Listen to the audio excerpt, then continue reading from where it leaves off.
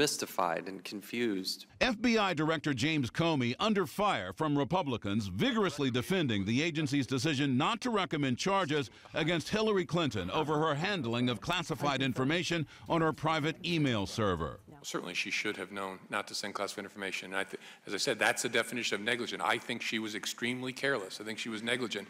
That I could establish. What we can't establish is that she acted with the necessary criminal intent. Republicans trying to get Comey to draw first blood. So if Hillary Clinton, or if anybody, had worked at the FBI under this fact pattern, what would you do to that person? There would be a security review and an adjudication of their suitability, and a range of discipline could be imposed from termination to reprimand, and in between suspensions, loss of clearance. Comey was the witness, but Clinton was the focus. Comey's answers were met with stares and shaking heads from the Republican committee members who picked apart Clinton's multiple public assertions that Comey had found to be false. Secretary Clinton said, I did not email any classified material to anyone on my email. There is no classified material. Was that true? There was classified material emailed. Secretary Clinton said she used just one device. Was that true? She used multiple devices during the 4 years of her term as Secretary of State. Secretary Clinton said all work-related emails were returned to the State Department. Was that true? No, we found work-related emails, thousands, that were not returned. But Comey stood his ground on whether Clinton broke the law. We have no basis to conclude she lied to the FBI. The recommendation was made the way you would want it to be, by people who didn't give a hoot about politics. Republicans suggested they would keep the heat on the Democratic candidate, opening the door to more investigations. Did the FBI investigate her statements under oath on this topic?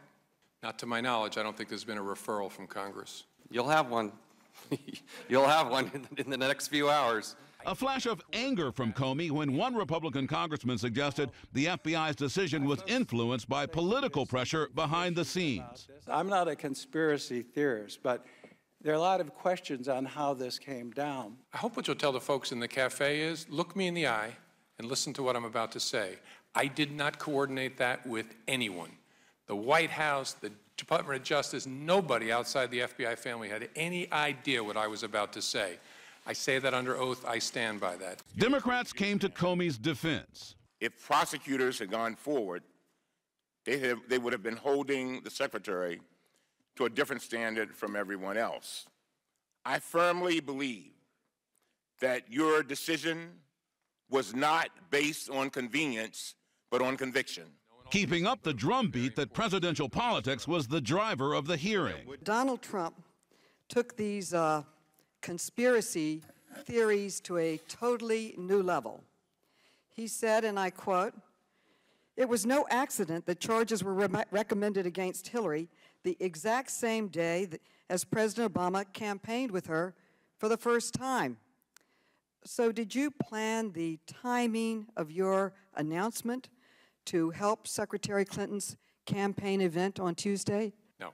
Timing was entirely my own. And tonight, Speaker Ryan wants Hillary Clinton's access to intelligence briefings blocked. I sent a letter to the Director of National Intelligence requesting that he refrain from providing classified briefings to Secretary Clinton during the campaign.